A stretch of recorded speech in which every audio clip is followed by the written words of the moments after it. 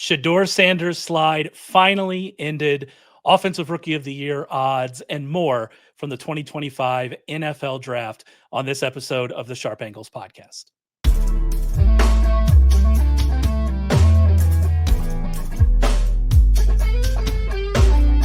What is up, everybody? We have to be full disclosure here. We are going live before the end of the 7th round. That may seem like sacrilege to some of you, but I'll be honest with you. I'm not sure how many more of these picks are going to matter all that much. I'm sure some of them will. I'm sure we will have our Brock Purdy come out of this group. But Brashard Smith just went to the Chiefs, so I feel like, hey, we got 1 7th rounder. We get a new Darwin Thompson. we gotta swerve into it. We got a new Dylan Labe. No, he went the 6th, right? So we so there we are. But yeah, so there will be players that maybe we're not going to talk about as we go through here. But that's why enough of this draft has happened for us to recap it, talk about the biggest storylines, obviously Shedeur Sanders and a lot more. And to do that, I mean, there are only a few options to talk about that with here at Sharp Football Analysis. The first, obviously, Mr. Ryan McCrystal. How did your draft go, Ryan? How are you feeling? Went pretty well. It was a fun draft. I mean, it's always fun when you've got a great storyline, like obviously with Shedeur Sanders, and you know the early rounds when we see the big name players go to teams. That's always the best part of the draft. Yeah, no, that was fun. It was fun on Thursday night going through the whole thing. It was less fun on Friday night watching some of the stuff that happened, but some of the quarterbacks that were drafted ahead of Sanders, but we'll get to that in a second. How about you, Rich? How are you feeling? We got a lot of running backs on day 2. We got some more today, got some wide receivers today. How are we feeling as we work on those dynasty rookie rankings?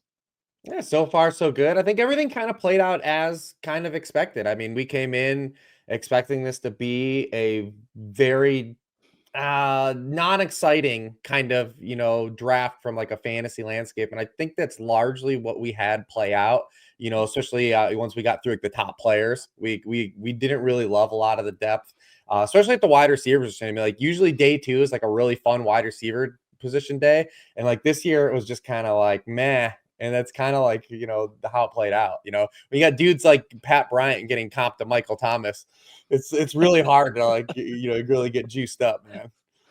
Yeah. T-Slaw getting, 2 third-round picks, future third-round picks traded to move up. We'll maybe talk about him a little bit later. That was interesting. But as we've hinted at already, the story of this draft is certainly Shedeur Sanders. And it's interesting because we did this podcast, we started live in the midway through the first round. We were wondering, we started right after the Steelers. There was some thought, are the Steelers going to take him? And then we kind of talked about it, Ryan, and how, I kind of like Jackson Dart more than Shedeur Sanders. You like Shedeur Sanders, but you still had him outside of your top 32, I believe, overall on your big board. And so like him falling out of the first round wasn't like a massive shock. But then what we saw on Friday with Shuck and with Dylan Gabriel, I mean, what happened? How did this happen? It felt so shocking to watch that Friday go by without him coming off the board. Yeah, it was. I mean, like you said, I had him outside my top 32. So him sliding out of the first round, especially when there were only a couple teams that could have really justified taking him, it wasn't shocking. We thought the Steelers might because Mike Tomlin had talked positively about him. But once he slid past them, it was like, all right, he's probably not going in the first round. Like he was not strongly linked to the Saints at any point in time. Tyler Shuck was expected to be their quarterback pick before the draft. And sure enough, they ended up taking him on day 2. But to see him slide as far as he did, I mean, I'm not prone to like throwing conspiracies into sports debates, but it's hard to not feel like this was a blackball is like too strong a word. Because like by no means do I think like all the owners or all the GMs or whatnot got together and decided, hey, we're not going to draft Shedeur Sanders. But it does sort of feel like individually they each kind of came to the conclusion of like, we're sick of the Sanders family. Like just we're done with them.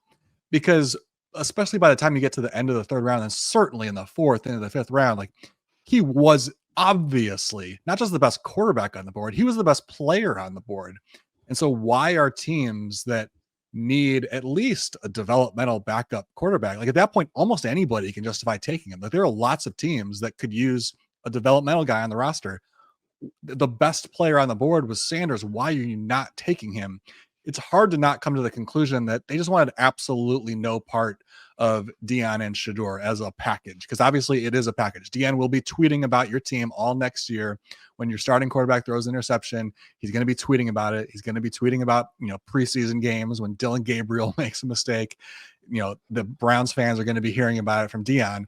And I think that's my conclusion, is a lot of teams were just like, you know what, he's pretty good, but he's not a first round pick type of quarterback. And so we just don't want to deal with Deion. And that became like, that was kind of one of the interesting things about this story and kind of where we went is a lot of the first round, it seemed like people were saying, people like you, people who really study this, I'm not one of those for sure, but people were saying, all right, it's not that surprising that he fell out of the first round. He might not have been a first round, talent to start with. And so we went from that into day two going, oh, there's certainly something else at play here, right? Like this is more than just on-field analysis. And so it was this kind of like transition from, obviously there were people that were upset the entire way. The president tweeted about it or whatever he did on whatever social platform that he's on, right? So like, obviously there were people that were mad about it from the very beginning, but that was the thing that I found so interesting on Friday was like this, especially after Shuck went, this so slow realization of like, oh, they're really doing this. Like the NFL teams are really doing this. And it doesn't make a ton of sense on field. But like you said, on field's not the only thing that's happening here. That said, I mean, the obvious best case scenario for Shedeur Sanders was to go in the first round to get that draft capital, that plot armor that kind of draft capital gives you. But with that gone and with day two gone, when we're talking about like just landing spots overall, this feels like a pretty decent outcome for him, Rich, right? Like if we're picking a team, this is not a bad team for him to end up with. It would have been much better not in the fifth round, but overall landing in Cleveland's not a bad outcome. Maybe. I mean, who knows, right? Like we're like in unprecedented like kind of territory for like thinking that like it's a good outcome, like what happened, right? Like it's definitely not a good outcome.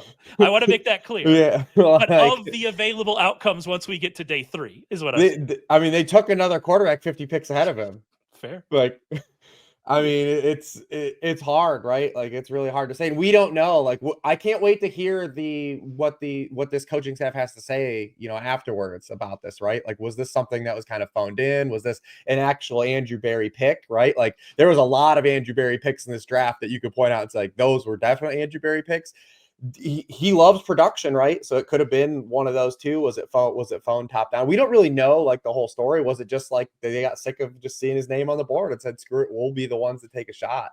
So trying to diagnose how it plays out is probably the more interesting outcome, right? Like now it is like Dylan Gabriel, like already kind of like, how does he feel? Right. Like, it's like, it's gonna be crazy, man. It's gonna be wild to see how this plays out, but you traded a fifth for Kenny Pickett too. Like you gave away some capital to get Kenny Pickett in the building, and granted, you're not going to pick up his fifth-year option. So it's probably only for 1 year anyways, but just seeing how this plays out. Cause I've been doing the projections as these players been coming and getting on rosters. And when the Browns took Shedeur Sanders, because like very rarely do I ever project out like the 3 quarterbacks, let alone 4 quarterbacks. And I was just like, my hands were in the air. I was like, I don't know what to do. I just don't know what to do. Yeah, and I think like let me run down their quarterback room just for anybody so they have Joe Flacco, who I assume is the starter right now. Like that would be my guess. 100%. Obviously had that run with them in 2023, but as Rich continually brought up during that run, and we saw some of that happen in that he was bad the entire run. The Texans, he had a 3.9% interception rate, which is like really bad. Like it is a terrible rate over that run. So it wasn't great. He's obviously now another year older. He's 40. He didn't really show that well with the Colts last year. As Rich mentioned, they traded for Super Bowl winner Kenny Pickett. Please refer to him by his real name, Super Bowl winner Kenny Pickett. And so there's that. They drafted Dylan Gabriel, and I mean, I like Trace McSorley as much as the next Penn State fan, but I'm not sure what you're getting out of Dylan Gabriel. How do you feel about that comp, Ryan? I'm really happy with that one. Yeah, it's not bad. He's not as much of like a playing with his hair on fire type of player as no, it is. McSorley was. To me, the comp is Colt McCoy, which ironically was a third-round pick of the Browns as well. But like, that's the problem with that comp, is that's I think the ceiling for Dylan Gabriel. Like he doesn't have the talent to be anything more than that. And maybe he's a good backup for a long time, but how does that help the Browns? Like The Dylan Gabriel of the Shedeur Sanders things is the wildest part about this to me. Like, yeah, it's crazy he fell to the 5th round, but he fell to the 5th round and then was drafted by a team who in the 3rd round drafted a quarterback who by any measure is obviously a worse player. Yeah. So when the Browns took Gabriel, my thought was, well, oh, so Sanders was off their board, because you can't compare the two. Sanders is so much more talented. Gabriel was a nice college quarterback, and maybe he can be a good backup because even in college, he was like the game manager type of guy. So how could you possibly, like, training camp is going to be wild because Sanders will outperform him in training camp. There's no doubt about it. Maybe behind closed doors, he won't. Like, there's some speculation that to do didn't go well. That's plausible that that's true, but that doesn't explain a slide all the way to the 5th round. And it's also not going to be the stuff that fans and media are seeing. The stuff that everybody sees, he will 100% look better than Dylan Gabriel from day one, and that's going to be a disaster. It's just going to be a circus for the Browns in August. And we saw that last year. By all accounts, last year, Jameis Winston was outperforming Deshaun Watson for anyone that was in the Browns building, and the Browns tried to keep that under wraps, man. Tried to push that down because they were, so invested in Deshaun Watson. So it's gonna be interesting to see how it plays out. And it was also why they let Joe Flacco walk, because not only did the team perform better, but he completely won over the locker room, and they decided, well, we can't have a guy that everybody wants to be the starter as our backup. So, I mean, but that's why Flacco is going to be the starter. Like, at least there's not really going to be a debate about the starter, but it's going to be a problem when Sanders is clearly outperforming, at least in like the public aspects of training camp, outperforming Gabriel. Yeah, I would like to note I did not include Deshaun Watson on that quarterback room. That is. I mean, even before the Browns made that trade up for Shedeur Sanders, they were having by far the weirdest draft of any team. Yeah. Like for pros and cons. Like, obviously they kicked things off with the trade and getting like kind of that haul. You had the Gabriel pick. They had already taken they took Judkins over Travion Henderson like at the start of the 2nd round. They opened the 2nd round with an off-ball linebacker, which they were already having like a very unique draft. Took another running back at a certain point. Well, the trade is another part that we should address in this, because Ray, you were saying, like, is this a good landing spot for Sanders? I would say no, it's obviously not, because they're going to draft a quarterback next year. Like, Sanders and Gabriel you better put something on tape this year, because you're not playing for the Browns next year. Not only they're probably going to be bad enough to be drafting the top of the draft, but they've got 2 first-round picks. They will draft a quarterback. There's at least 3 guys who appear to be in the mix next year, and who knows, as players develop, it could be more than that. It should be a pretty decent quarterback class. The Browns are drafting someone next year, so Sanders will never be the long-term starter for the Browns.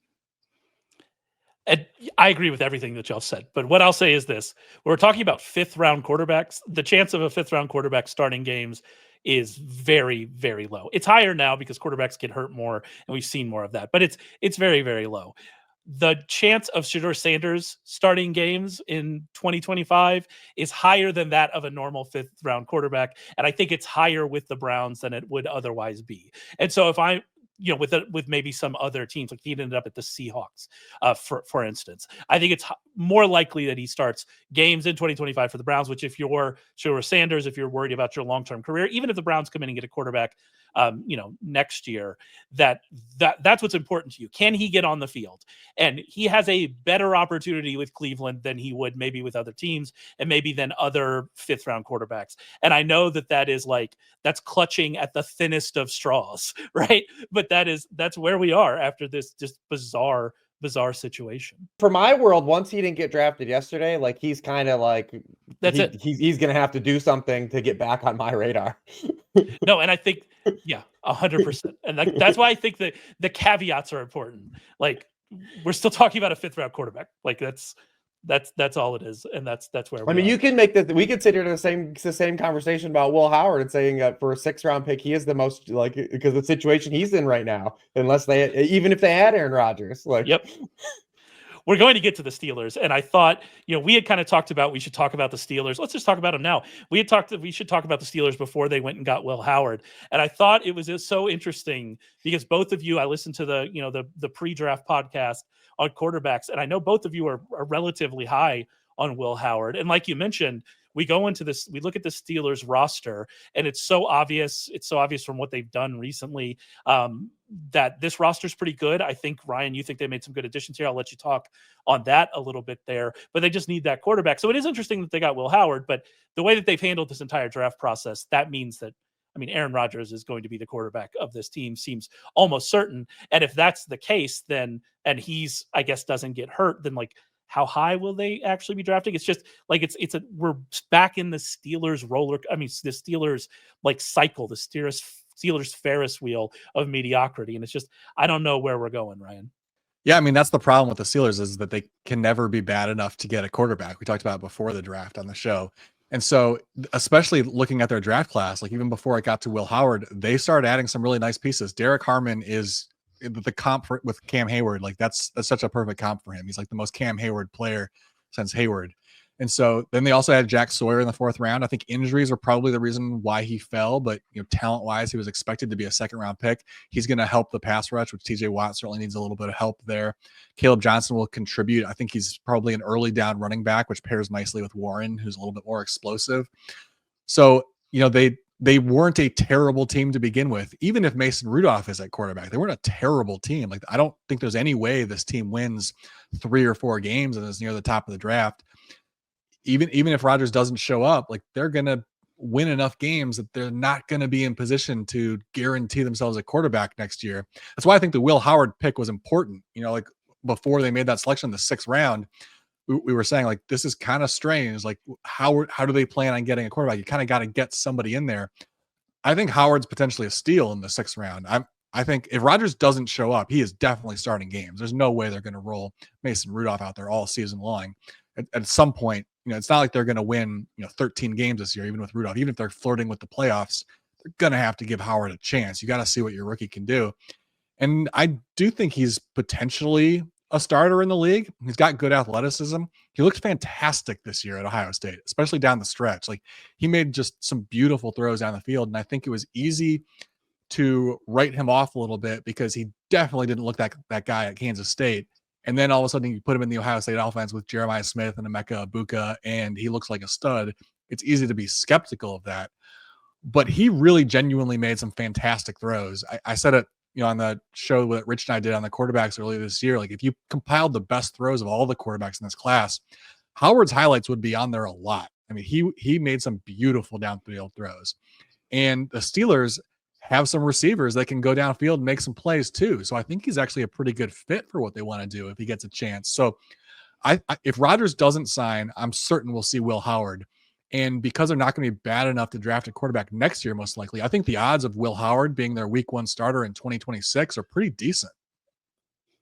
Wow, that's interesting. Better than Sanders for sure. Which we'll have to see. Rich, I know that you also liked Will Howard as well, at least from when we're talking about the 2nd tier of quarterbacks here in this draft. We also had Kaleb Johnson went there in the 3rd round.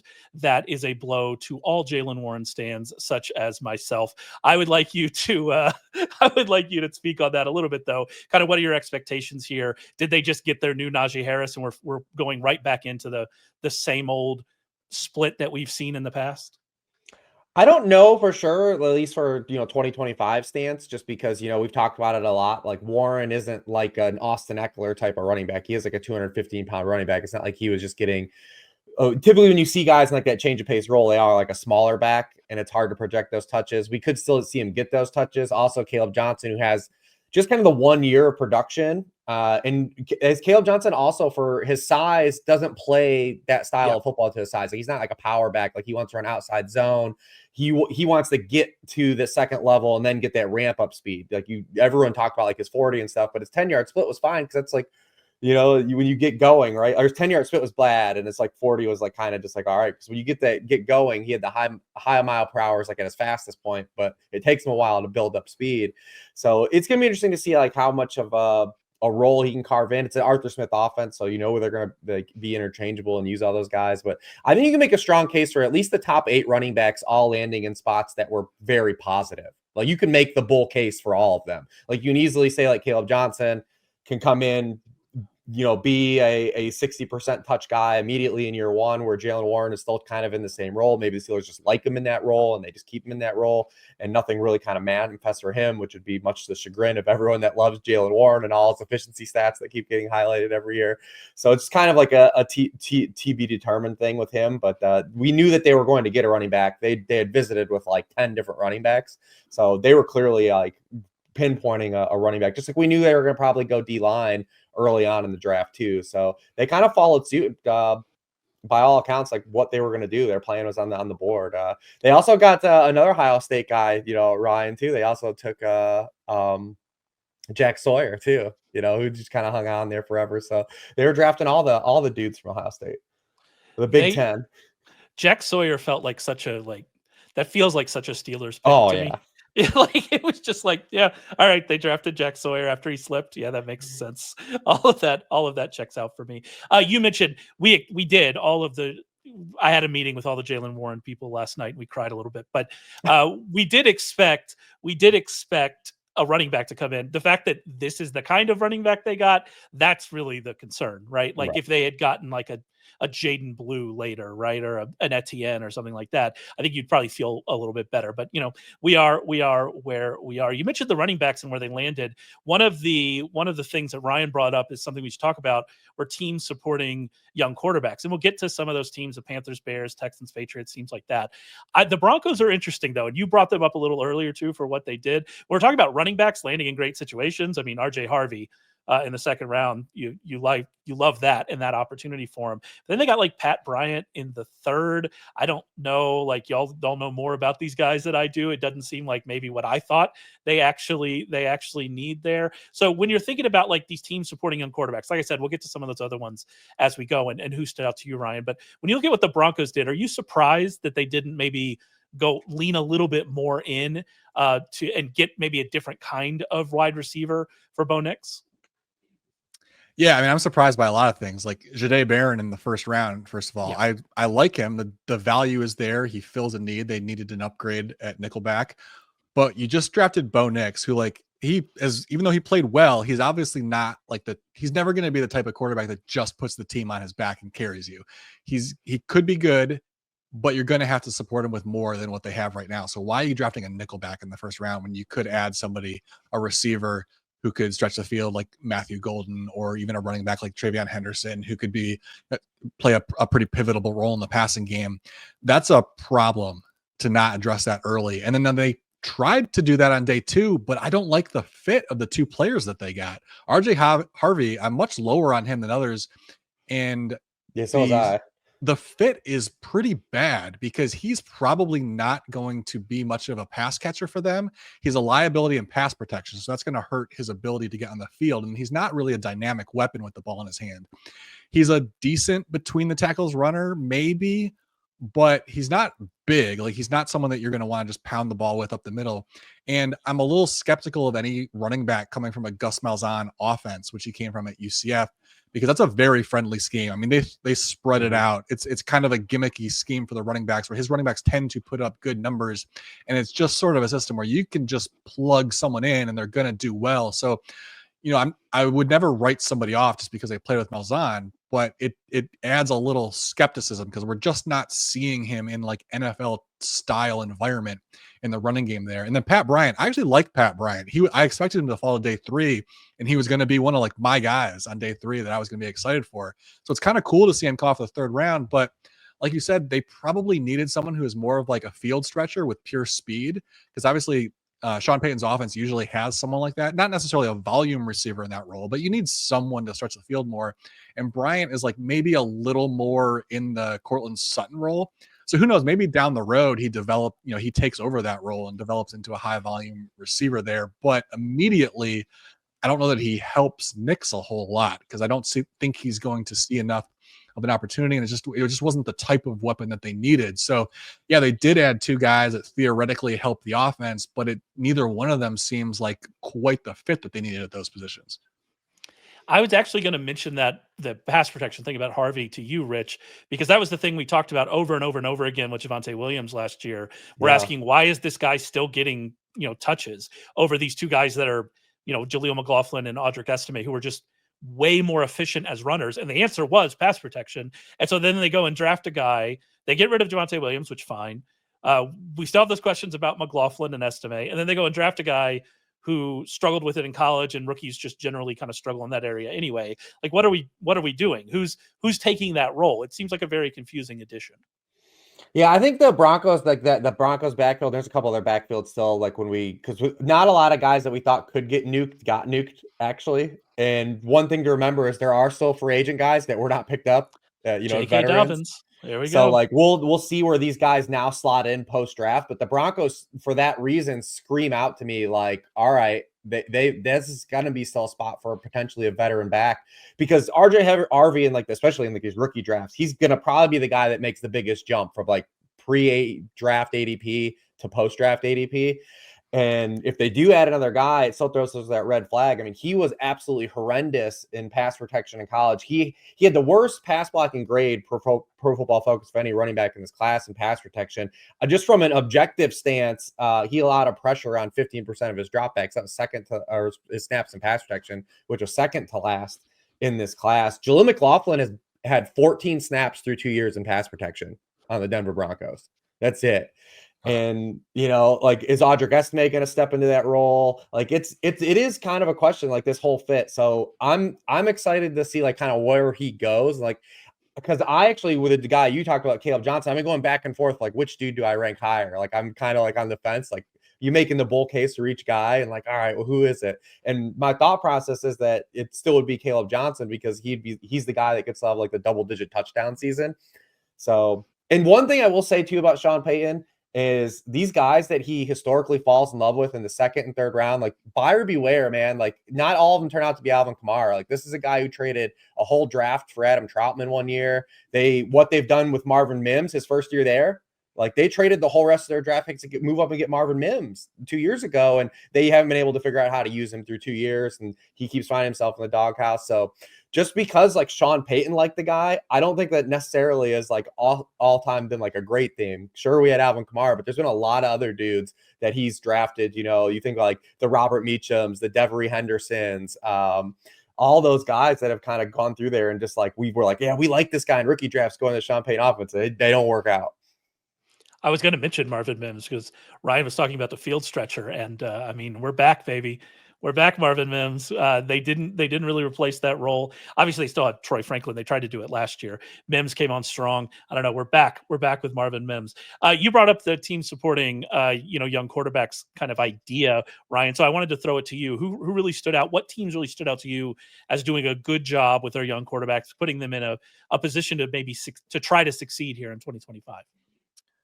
Yeah, I mean, I feel like most of the teams who drafted a quarterback last year, and then also the Titans, obviously, with Cam Ward in the first overall pick this year, most of those teams at the beginning of the draft really went heavy on skill position players or offensive linemen who are going to start right away, or running backs who are going to, contribute in the passing game a little bit. Like the Bears are probably the most obvious example, supporting Caleb Williams with Colston Loveland and then Luther Burden in the second round. And then even in the third round, taking Isaiah Trapillo, who potentially competes for a starting job at left tackle right off the bat. And so like day one and day two, with their first 3 picks, they commit to adding those weapons. And then, let me pull up some other drafts so I can refresh my memory. It's always my job. Can I ask you real quick about Luther Burden? Because I found that pick. I found that pick so interesting because of the similarities between him and DJ Moore. I'm definitely not the first person to make that make that accusation. And so I found that interesting from that perspective. But then when you kind of like dig into the numbers, I believe, Rich, you said that Burden played something like 80% of his snaps in the slot last year, or something to that effect. DJ Moore has not really been that, at least recently. He's been more of an outside receiver. I do wonder, with Ben Johnson coming in, we heard about, can DJ Moore move inside? In fact, Ben Johnson talked about that, moving more inside into that Amon-Ra role. But Amon-Ra played like 50% of his snaps from the slot under Ben Johnson over those 3 years. So it's not like it was there. And so it's interesting that they are similar players to me, but they're similar players that can be on this field at the same time, much like Moore and Keenan Allen last year. So it's just an interesting spot. What are your thoughts on Luther Burden? Yeah, I mean, I think Burden is a full-time slot or pretty close to it. 80% of his snaps there or something like that. Maybe you move him out of the slot only if you want to move someone in. Like, does Rome Odunze occasionally move in because you want a big slot, or just more occasionally on certain plays you want him in the slot? I don't think he's a guy that you ever want on the outside, but you could move him there for certain plays. I think that's one of the reasons why he fell out of the first round. There was some expectation early in the process that maybe he'd be a first-round guy. The other factor there is I think there's some questions about. I don't really want to call it character concerns because it doesn't seem like it quite falls into that bucket, but maybe personality. Exactly, that he's sort of like a big personality, maybe falls into like the diva wide receiver mode. And you can live with that. There's a lot of those guys in the league, but can you live with that when he is very clearly the third option and your slot only receiver? I think there's some question how he's going to handle that. And so some teams were a little hesitant. It might work in this offense. If Caleb Williams takes the next step, like this just could be a high powered offense and there's plenty of touches to go around to keep everybody happy. So I still like the pick because the goal is supporting Caleb Williams. Like, you got to take some shots, and there weren't a ton of wide receiver options that were going to make a difference. And Burden at least has the talent to potentially do that if he does fit in and he's not causing any problems. The talent is there for him to fit, and it's a great fit. Like, they can definitely afford to have a slot only guy because Odunze and Moore can play on the outside. And am I remembering correctly, Rich, that whenever the Burden was the guy that you go, I don't really like this from a dynasty perspective all around for like everybody. Was that Burden that I'm remembering in Slack that you said that? Because it does seem like it kind of hurts more. Burden's not going to everyone, including Loveland. Dunze. I mean, including Loveland. Yeah. Like, so that was the guy. I'm pretty sure that was the guy. Yeah. It's rough for everybody, right? Yeah, I mean, it's one of those things that's a great problem if you're the Bears, right? Like, add as many good offensive players that we talked about for Caleb Williams. I mean, obviously, when you're doing projections, and there is eventually like only so many targets, though, right?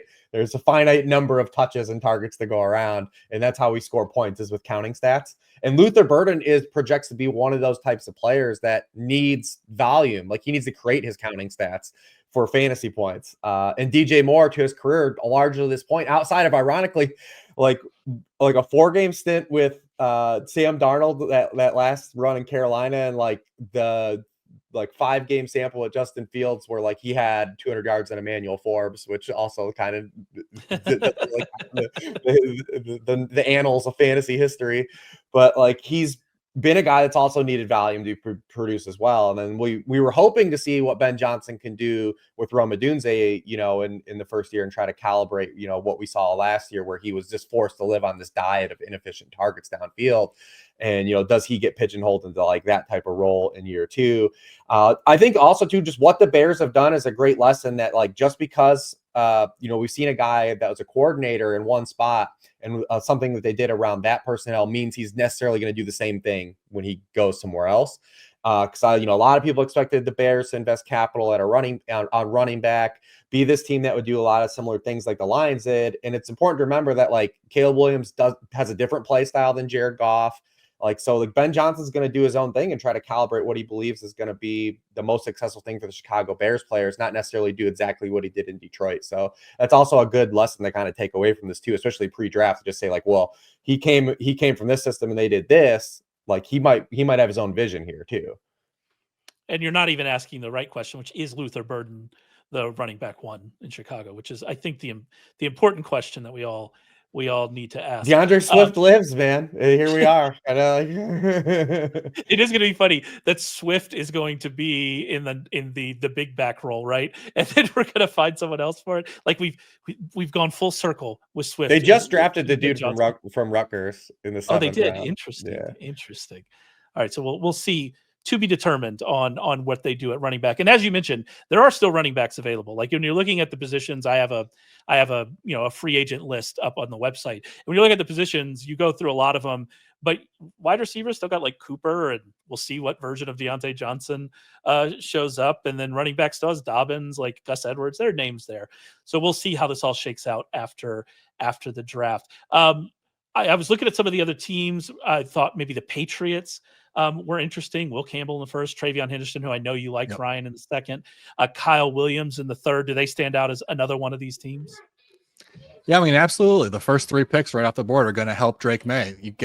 They desperately needed a left tackle. So obviously Will Campbell is going to help there. Trayvon Henderson, he's going to play the pass catching role there. Probably doesn't see the early down touches. It's probably a really great fit for him because he doesn't have to handle those early down touches in that offense, but he's going to play a huge role in the passing game. And Kyle Williams, they need more than Kyle Williams, but at least they got somebody in the building, right? Like he's going to be a weapon on those shorter routes. He's sort of like the screen pass go route guy in that offense. I would expect him to be. And so he'll play a small role there. So, I mean, some of the other teams, like even Minnesota, like they didn't have a lot to work with in this draft, but you could see they wanted to support JJ McCarthy. Obviously made the offensive line a heck of a lot better with Donovan Jackson. Like the left side of that offensive line with Darisaw and Jackson will be dominant.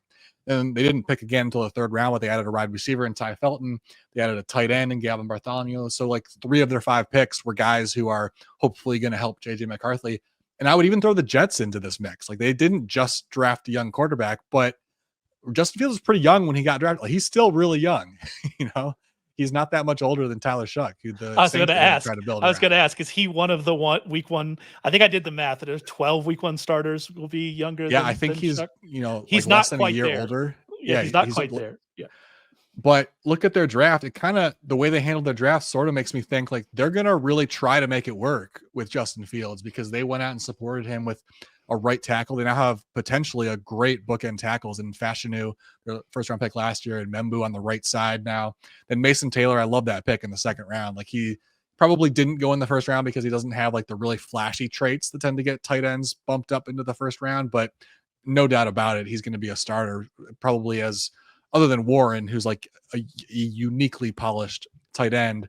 Taylor's about as polished as we see rookie tight ends. And then in the fourth round, they added Arian Smith from Georgia. I'm not super high on him, but like, again, like he adds some speed to the offense and, they'll find ways to get him the ball and he'll contribute. So it's just another team with a relatively young quarterback. And it seems like almost all of those teams entered this draft with the mindset of let's just bring in a bunch of guys, even if we're reaching in some cases, like let's just get a lot of guys in here and let them compete for touches in training camp to support our young quarterback. Yeah, Arian Smith, I was trying to write about some of those receivers in the fourth round, and there were just a run of them that are like, I don't know, they ran in the 4.3s. And so I guess that's worth something. And that's he kind of fits in that group as well. I did want to ask you real quick, Rich, before we move on, about the Texans, obviously what they did with Jaden Higgins and Jalen Knoll. And then they added Ursary as well in the second round, right? Ryan, who I think is a player. I know you had him in mock drafts in round 1. I'm not sure if you view him that way, but obviously they needed offensive line help. But with kind of what happened at receiver with them, they didn't have a ton behind Nico Collins, traded for Christian Kirk, adding those 2 guys. How are you feeling about this Texans offense as a whole and this receiver room right now, Rich? It's from a fantasy stance, it's a little hard because, we wanted to get more run out for kind of all these guys, right? Like it's another situation where it looks really good for CJ Stroud and the Texans on paper, but we wanted a clearer path for like more target volume. I mean, one of the things for Jaden Higgins that stood out for me, we talked about a little bit on Thursday night about the Tet McMillan versus Jaden Higgins stuff, was that Tet McMillan had this like sample of playing, power slot and creating after the catch. Higgins didn't have a lot in his profile, and you wondered how much of that was just kind of like what happened to Brian Thomas at LSU. Like he was just blocked by Malik Neighbors having that role at LSU. And when we saw Brian Thomas get those opportunities in Jacksonville, he was really good with them. And then Jaden Higgins ends up with Jalen Knoll still on his team. And then he also, for his archetype, is playing next to Nico Collins, who's kind of a better version of what he also brings to the table. So it's another one of these things where it's like it's a great group of riches for the Houston. And they added Woody Marks too. I would say like not from a fantasy stance is exciting, but like he's a perfect complement to like what Joe Mixon does too, like as a pass catcher out of the backfield. So they added another pass catcher in that regard too. But it's another one of those things when you look at it, it's like, oh man, there's again only so many targets you can give out, and we know that they have one of the best receivers in the NFL that's going to command those targets too at the top of the target tree. So Rich is working hard on his rookie ranking, so he'll have Knoll and Higgins and everybody else in there. That'll be part of the Sharp Fantasy Football Draft Kit. So make sure you head over to sharp.football, check that out. While you're there, sign up for our 100% free newsletter, and you'll be entered for a chance to win a free NFL futures package. We did really well on futures last year. Speaking of the draft and rookies, we hit on Bucky Irving to lead the rookie running backs in rushing yards, which was a big hit. I can't remember what it was, 23-1, 26-1, somewhere in that range. You will get a free entry to enter a contest to get the futures package for free if you sign up for our newsletter, again, over at sharp.football. And more than that, just make sure you stay tuned to the site. We're going to have draft grades from Ryan. We're going to have a way too early 2026 mock draft from Ryan. Like I said, rookie rankings, projections, all sorts of stuff coming out from the two smart guys here as we get moving forward. So make sure you are checking that out. And also, subscribe to the YouTube. You're here anyway. Might as well click the subscribe. We appreciate it. Ryan, I know you wanted to talk about the Cardinals and just how interesting their start to the draft was from like a boom or bust perspective. Yeah, this is a fascinating draft, and especially for GM Monty Ossenfort, since he's been there for a few years. You're starting to reach the point where the hot seat is approaching. He's not there yet, but like he's got to start to turn it around. And so to lead off the draft with two guys with big question marks. Walter Nolan in the first round is a guy who was brought up as a red flag for character concerns. I believe he played at 7 different schools between high school and college, just always bouncing around. There's, some quotes out, anonymous scout quotes out there saying that he was just always chasing the money wherever it took him. And there's questions about his practice habits. There's reports about him, losing his temper at practice, not really paying attention when it wasn't his turn, that kind of thing. And that he's just sort of going through the motions type of a player. The talent is there. He was a 5-star recruit, all the talent in the world for him to potentially work out if he matures. But obviously it's a risk anytime you gamble on somebody like that. I always like to say, like, the guys who have those types of concerns, if you're not focused when you're earning very little money in college, you're probably not going to be more focused once you're a millionaire. Those types of guys want something to find motivation once they get the big NFL contract. So that's a big red flag and a concern for me. And then in the second round, Will Johnson, who I love as a player, but he's coming off an injury.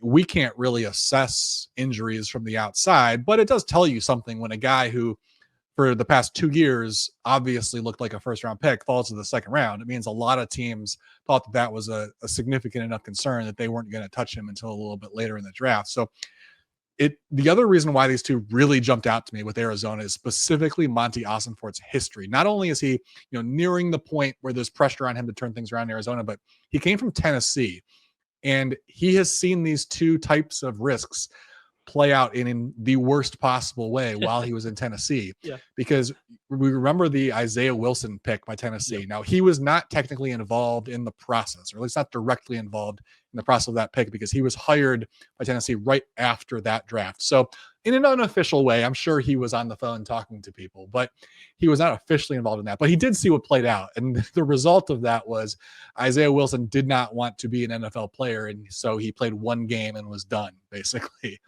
And then the following year, they took Caleb Fairley at cornerback, who was injured at the time of the draft. And he just didn't work out. He couldn't stay healthy. Super talented player, just like Will Johnson, but he couldn't stay healthy. I think he was only in Tennessee for 2 or 3 years and he hasn't been able to stay on the field. So he has seen these two types of risks fail in the worst way possible. I'm shocked that he would go and do it again. Now, there's examples of these types of risks working out. It does pan out for teams sometimes, but it is shocking to see just a couple years after, and Isaiah Wilson's one of the biggest busts in the history of the draft. To be a first-round pick and only play 1 game in the league, like, that's crazy. So it does stand out as like a huge risk for a guy who's like right on the cusp of being on the hot seat. And if these go south quickly, he's gone. He's betting his jobs on these two guys who are risky picks. But then, like, from the other side of it, because you're 100% right, but from the other side of it, you look at their positions of need and the fact that, like, this whole roster, especially on defense, was so interesting to me because, like, you could make a case as you go through it that, I don't know, I guess they're fine here. They added, obviously, Josh Sweat. They made additions on the defensive line with Tomlinson and Calais Campbell, right? Like, and you keep going through this list, but then at every single position, like Davis Gaither, they added at linebacker, but at every single position you go, except for safety with Budda Baker, you go, but do they really like have a high-end talent? Right? Do they have any super high-end talent? And so the fact that he's taking the risk to say, all right, Will Johnson should have been, like, some people probably would say he'd have been a top 10 pick if he was healthy, right? Walter Nolan, how high is he going to go? Maybe, take him in the first round takes a little bit of that value away. It makes sense because, like, I look at this roster and they need dudes. Like, they need guys, especially on defense. They did sign Sweat and they're trying to find those guys. And so if you don't find those guys, it's not going to work out anyway, right? And so I guess take the risk and at least flame out taking the risk. But the Cardinals, Rich, are just one of those teams to me, and I'm interested kind of what you think about them. Like, I think they're fine. I think their coaching staff is probably fine. Are they good? I don't know. Do they really need to be great to win this division? I don't know. They're one of those teams for me that I don't really know what to do with them. What are your kind of overarching thoughts on this team, if you have any? Similar. I mean, Yeah. I like things that they do and then don't like things that they do, right? Like, it's kind of like where they are. It's why they're just kind of like a middle of the road team. I love Drew Petzing as a run game coordinator. I've comped him to the new Greg Roman a few times, where he's like a great run game designer and a run game play caller. But then when you put them in a position where they have to call passing plays and like design their offense around the pass, you start to see some of the limitations that they may have in terms of offensive design. I absolutely hate the way they use Marvin Harrison Jr. in his first season, and that also might too, it might stem from Kyler Murray too, and some of the things that Kyler Murray is good at and not good at, right? Like he may have placed some limitations on what Harrison was asked to do as a rookie too. And obviously they're not getting out of Kyler Murray like anytime soon. So they're married to that as well. They were one of the spots I was just kind of secretly hoping didn't draft any like offensive players that I cared about, because I didn't think that they were going to really be good there outside of Trey McBride. So I was actually pretty grateful that they didn't like sacrifice some wide receiver too, right, to that roster. Yeah, he was happy to watch. He was happy to watch these picks. Let Michael Wilson go out there and run around. That's fine. Let him get in his Mac Hollins wind sprints, and we're gonna be in good shape. I did want to bring up the Cowboys. I mean, we're talking about the football. We have to talk about the Cowboys. I think that's a rule somewhere. But the Cowboys are interesting, and I'm actually going to go to you, Rich, on this, because the Cowboys were interesting because this is a spot we expected wide receiver, like maybe Tet McMillan to land. Obviously went earlier than that in the first round of the Panthers.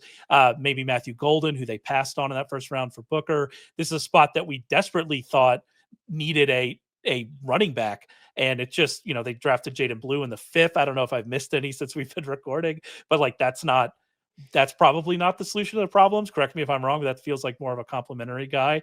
And so like, I'm confused by what this Cowboys offense is going to be, especially coming out of last year, where it became so clear that how top heavy they were and how reliant they were on those stars players was just an issue. So like, what are we doing here? This feels like a prime spot for veterans and trade, but like, is that enough for kind of where the Cowboys hope to be? Probably not from a realistic, like, Super Bowl aspiration stance. I mean, this would see, do they bring back Amari Cooper, right? Like, is this a situation like that does he fit in?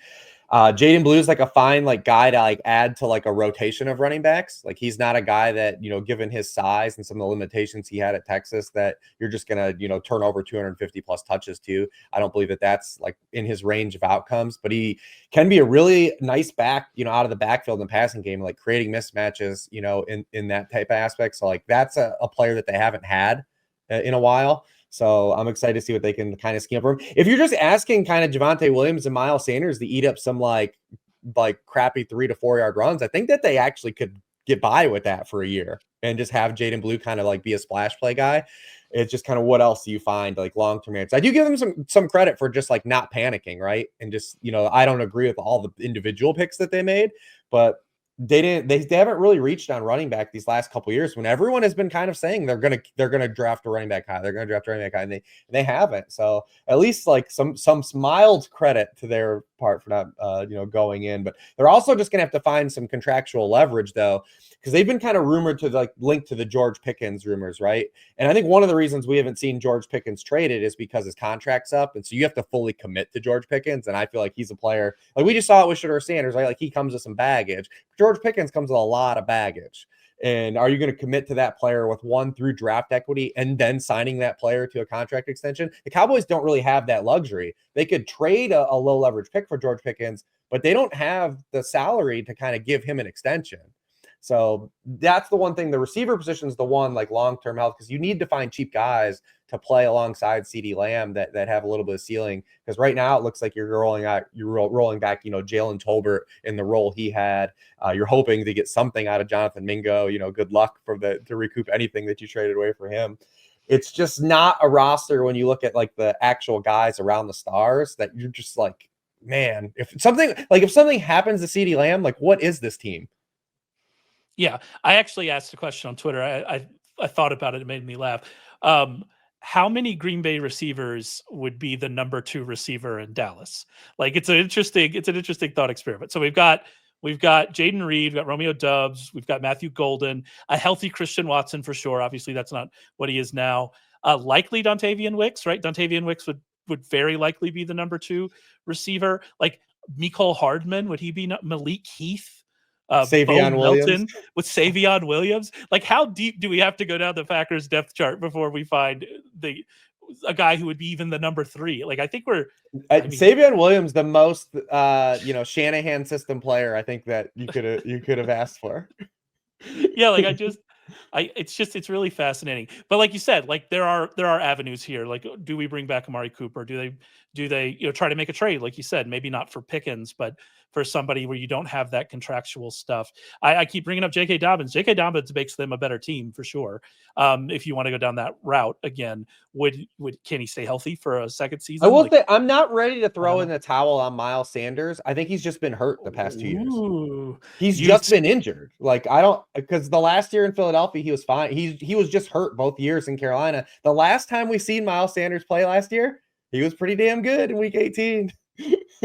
Speaking my Penn State language, I'm here for it. But he's still young enough, and Javonte probably in the multiverse somewhere he's thriving without that knee injury, but maybe 2 years removed helps him out. But also, if I could jump in, I actually really like Jadon Blue. I had a day 2 grade on him, and I think that he was sort of labeled as the the splash play type of guy, because that was mostly the role that he played while he was at Texas. He didn't really get much of a chance until really late in his career to be the guy in that backfield. But when he did get opportunities, I think he proved that he's more than just that guy. Like, he could run between the tackles and take some hits, and was more powerful than you would think for a guy who's on the smaller side. Below 200 pounds is always like a little bit of a red flag with running backs, but he took some hits and broke some tackles too. So I think that there's potentially more upside there, but also like he fits so well with Sanders and Williams. Like, between Sanders and Williams, yeah, don't you think like they're going to be able to piece together some decent early down runs, like Rich said?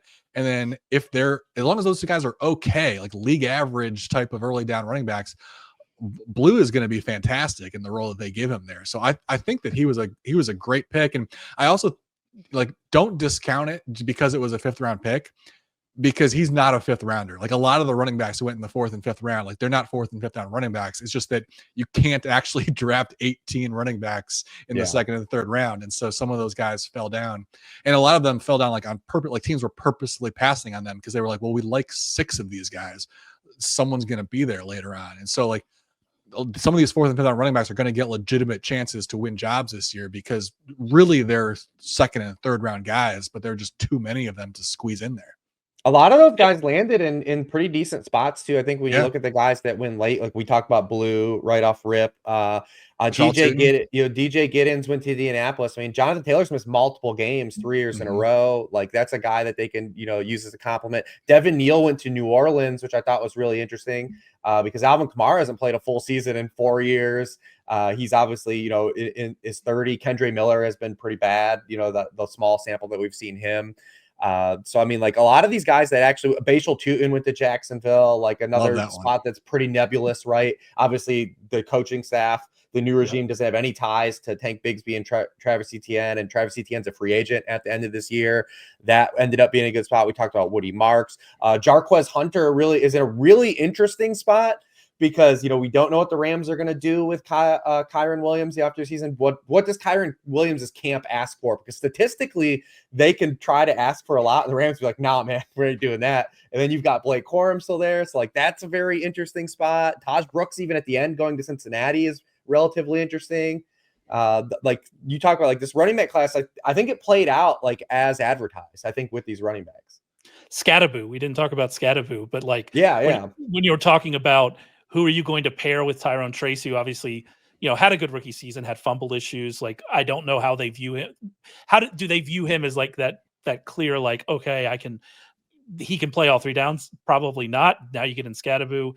We'll see kind of how that works out. So yeah, there were lots of interesting ones. I didn't want to leave the Cowboys though without asking you about their second and third round picks, because at different points in this process, and I think maybe even in your final one, you had Ezeraku and Shannon Ravel Jr. like mocked to the first round.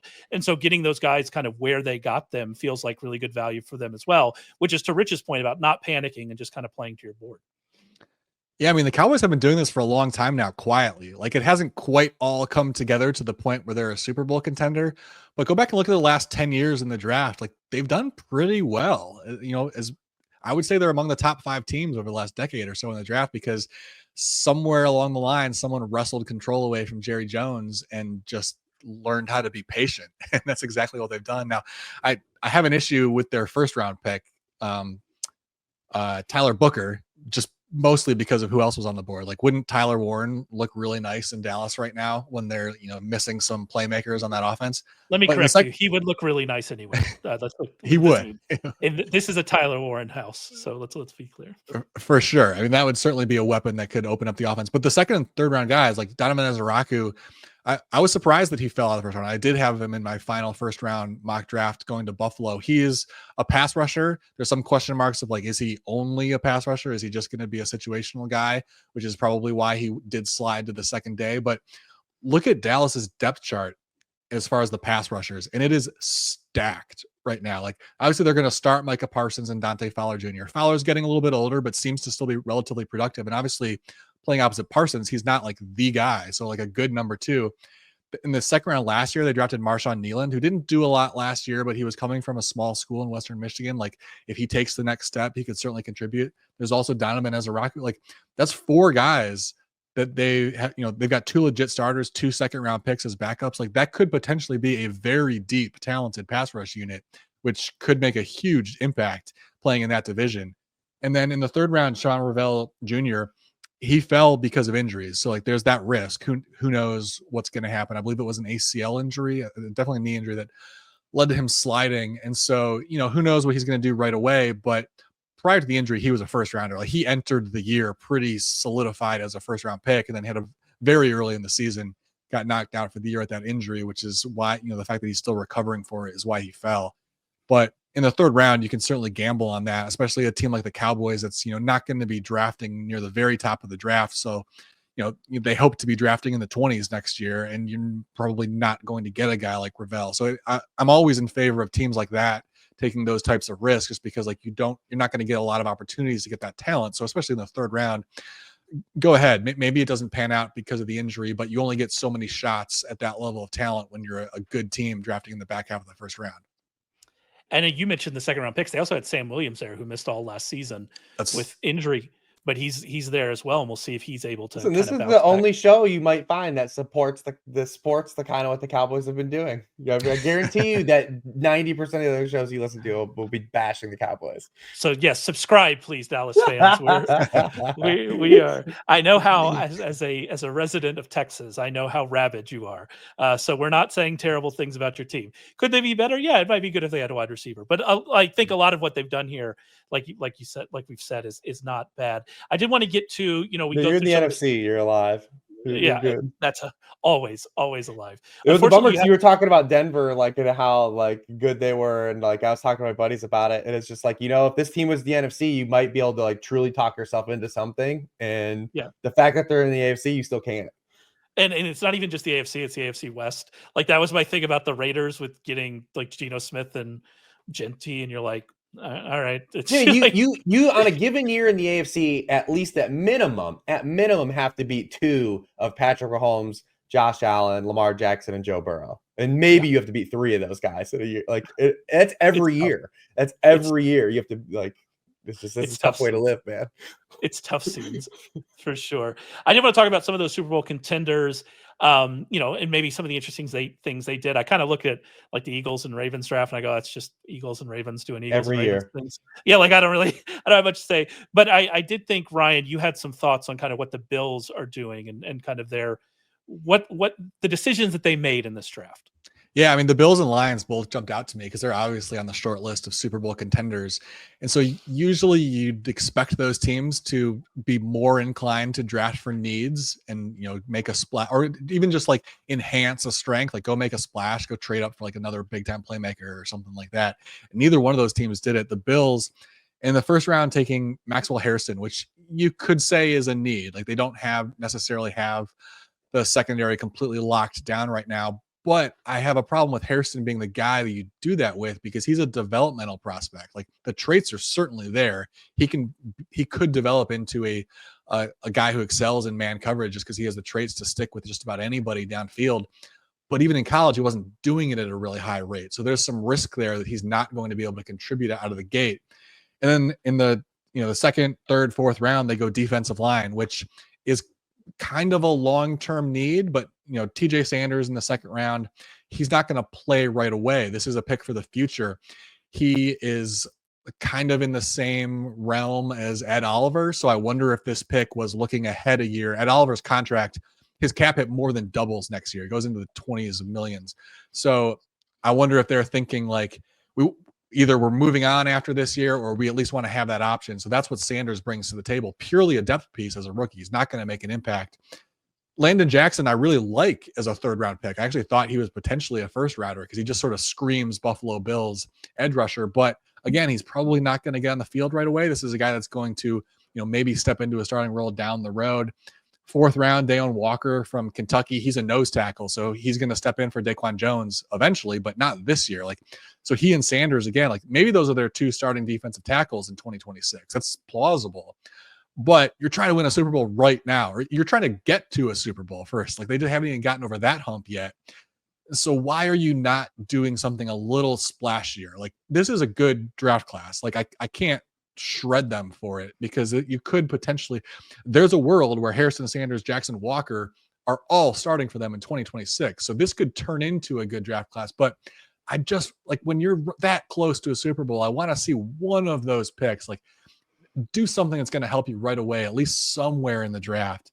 And then Detroit, it's just kind of the same thing, although I would be a little bit more critical of Detroit. Tyleik Williams in the first round. As a Buckeye fan, I hate to rip on a Buckeye, but that didn't quite feel like a first rounder to me. Ohio State played him in the 3-tech position, and he's a great run defender, but he's not a 3-tech. He offered no pass rush ability whatsoever. He's a nose tackle. And again, in the short, maybe long term, he plays nose tackle for them. In the short term, he's not taking over DJ Reader's role. So he's not really going to get on the field a whole lot. And if he does, maybe it's rotating in, seeing some action as a 3-tech on early downs. There's not a lot of value in that. There's plenty of guys who can come in and defend the run on early downs. Tate Ratledge in the second round, that's the one guy who's going to get on the field for them. He's going to compete with Christian Mahogany for the starting job at right guard. So there's a decent chance he at least plays right away. But then in the third round, Isaac Teslaw, I like him. Again, he was a guy that I thought was going to go on day 4 and he was going to be day 3 and he was going to be one of my guys. They take him in the third round. I guess they didn't just take him in the third round. They traded 2 future third round picks to trade up to take him in the third round, which is a big part of that equation. That's an important aspect of it. For sure. You give up draft capital to trade up for a guy who I think is really intriguing, but is probably a developmental guy because he just didn't see the volume of opportunity there at Arkansas. So you're going to have to sort of bring him along and figure out how he fits into your offense. I don't know that any of these guys for Buffalo or Detroit are helping you win a Super Bowl in 2025. Down the road, I could see both of these classes panning out. So I'm not going to destroy them for those picks, but when you're that close, you gotta do something that's going to help you right away. And I believe I might have accidentally said, no, it was 2 2026 third round picks, right? They got 6 back in return. My brain started to go, are you sure it was third round picks? Because that doesn't make any sense to me. And so I was trying to make sure that it was right. I pushed back on a couple of those things, with Donovan Jackson. I mean, they signed Joey Bosa, they've got Epinesa, but they've needed somebody opposite Rousseau. And I think Bosa is probably going to fall into that Von Miller, just like, all right, we'll use him some, like, but we're not going to have him on the field a lot. And so I could see Jackson playing quite a bit. And then with Detroit, I mean, this McNeil injury is certainly a concern. So yeah, like there are opportunities there for them to see the field. But they also just re-signed Levi Onwuzurike. Yeah, to a 1-year deal, a Yeah. great 1-year deal, by the way, for how good he is. They really hit getting him back for a year. But yeah, no, your overarching points are certainly right. I'm pushing back on you for Lions and Bills fans who might be upset with us.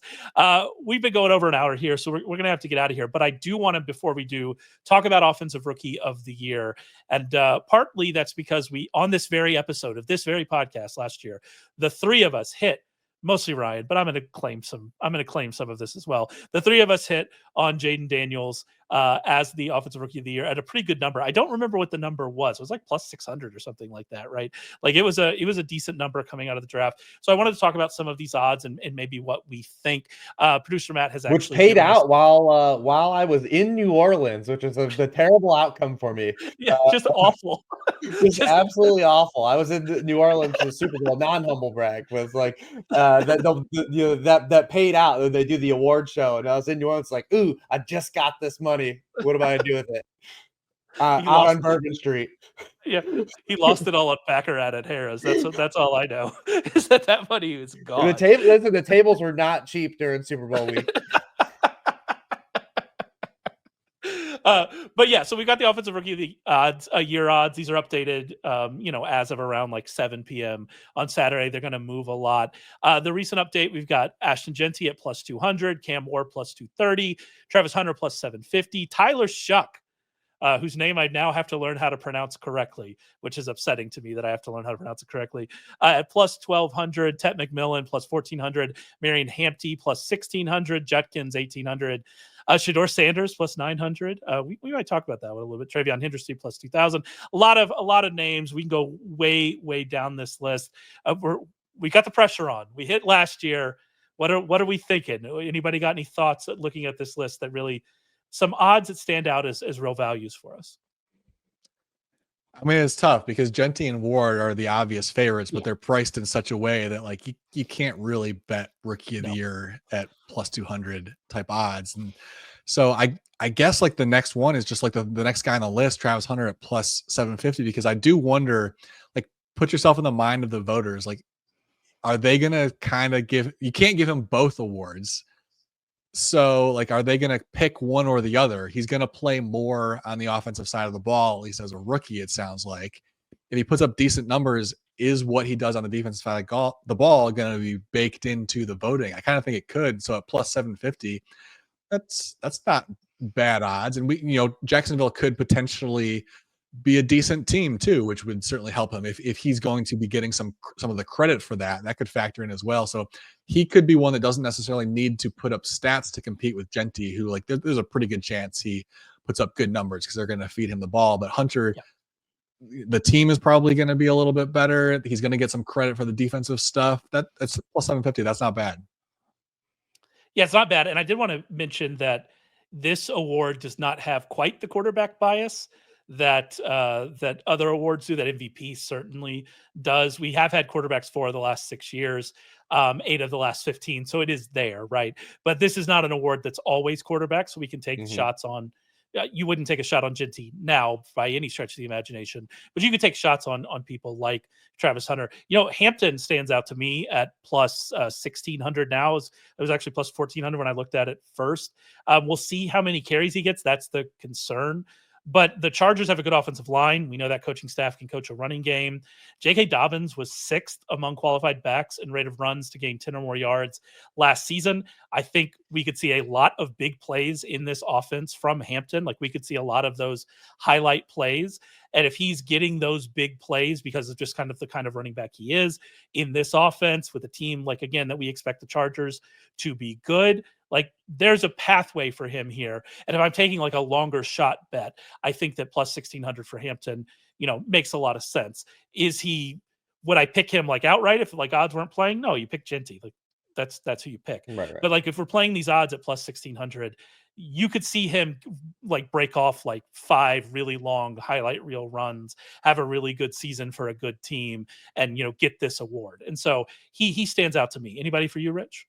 There's 3 guys that stand out to me in particular. The first, Ted McMillan at plus 1400 stands out. Obviously, I think he can get some credit here if Bryce Young takes another step, because when you're projecting kind of the targets for the pass catchers in this group, like, he has the clearest pathway to like a guy that could have like a 25% plus target share and get a lot of targets. And if he's able to translate what he did in college over to the NFL, and especially, working with Dave Canales, who's one of the guys I do have, some faith in too as a coordinator, and understanding how to use offensive players. That is interesting to me, because he's also a guy that can have a lot of touchdowns, which matters as well. And then Quinshon Judkins, the 2 Ohio State running backs stand out to me. Judkins probably more, just because, again, for the type of volume he could just run into. Now, the Browns did add Dylan Sampson later on, but I think where they took Judkins, like, he could be the one guy. So right now, outside of Janty, he has the best statistical projection, because obviously Hampton's playing with Najee Harris. But right now, Judkins has the best statistical protection out for the non-Genty running backs for me right now.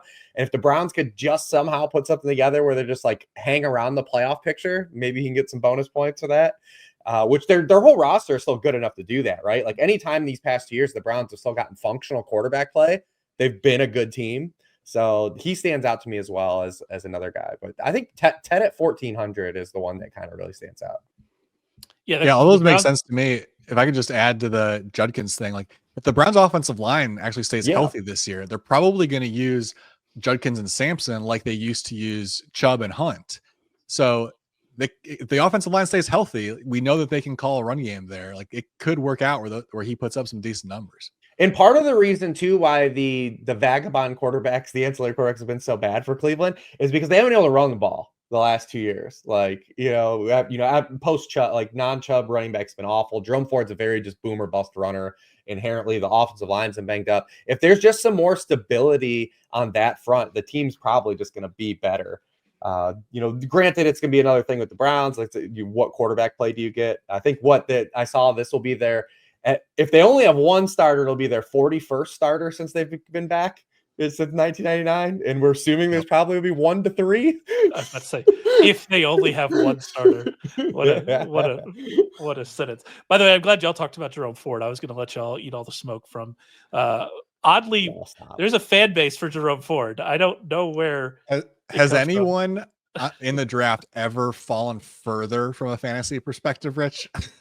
To go from like the clear-cut number 1, obviously we expected them to draft, but to go from the clear-cut number 1 on the depth chart to now the clear-cut number 3 on the depth chart. Yeah, there was a couple of guys, like when I did the projections without rookies, and like, based on the roster, you have to give these guys a projection. And it was funny because like the Raiders running back was like that. It was like, Raheem Mostert was just in place. It was just like, well, this isn't going to hold. But like, yeah, the Jerome Ford was like another guy. This is like, this is just sitting here waiting to be taken for someone.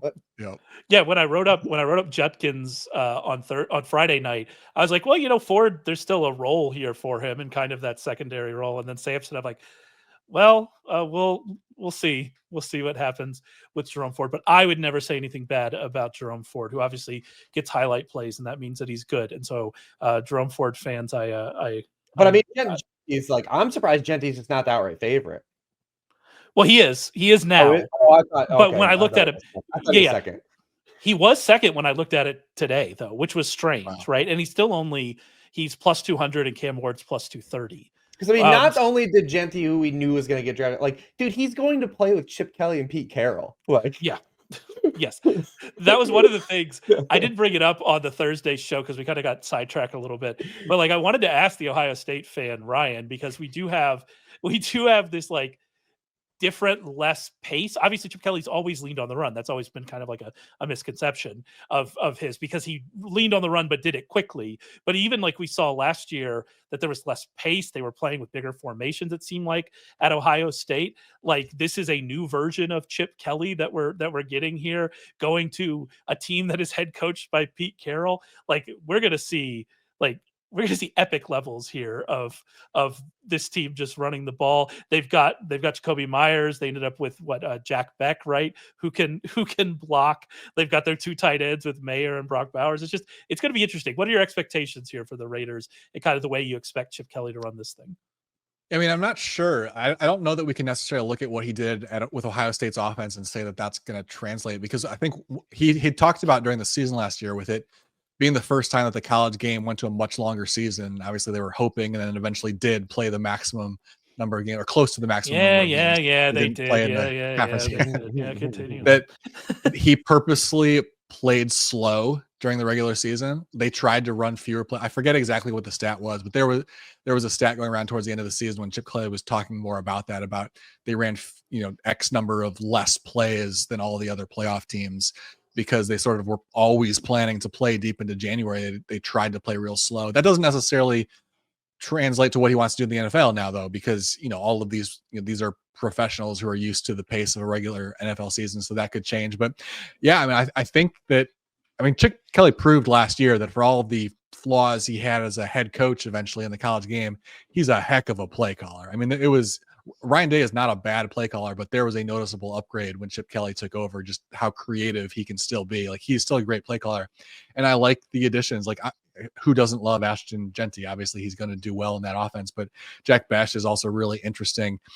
I'm really curious to see how they use him. I think it's fascinating that he went to the same place as Brock Bowers, because that's like, even though Bash plays wide receiver, you can kind of draw some comparisons. Bash actually started his career at LSU as a tight end, as a Bowers-like tight end, like that sort of like smaller guy that you can use on shorter routes. You can even use on screens. Like, that's going to be really interesting for them to move those guys around and play them together.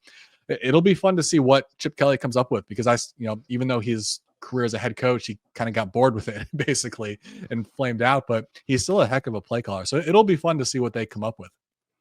Yeah, and I also wrote, it seems like there are also some similarities there to Jacoby Myers as well. So you have these 3 guys that have similarities, and that they have Trey Tucker. We'll see. They drafted Dante Thornton, who is one of those random 4-3 guys that we mentioned. And so we'll kind of see what happens. But yeah, it's an interesting offense. All we know is that Genty is amazing. Just we didn't talk about him on Thursday. It was just this guy is incredible.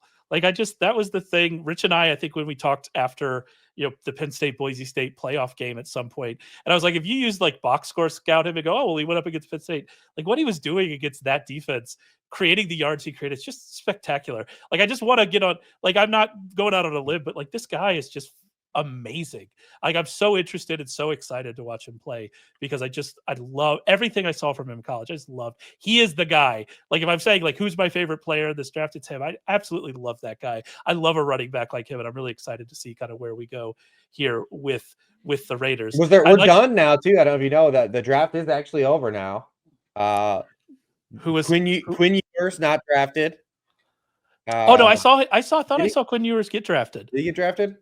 I thought I saw him get drafted somewhere, because I remember seeing all of the dead animals. Oh, he did. He go to Miami. Yeah, he went to Miami. That's, I don't know. That's interesting. That's interesting, going to Miami. So I'm a Texan. If you went into my father's house, you would find some dead animals in it. But the array, the number of dead animals behind Quinn Ewers, that was certainly a decision for that as well. I also one time tried to sell elk horns for my Nana after my papaw died. Did not go well. Was not successful.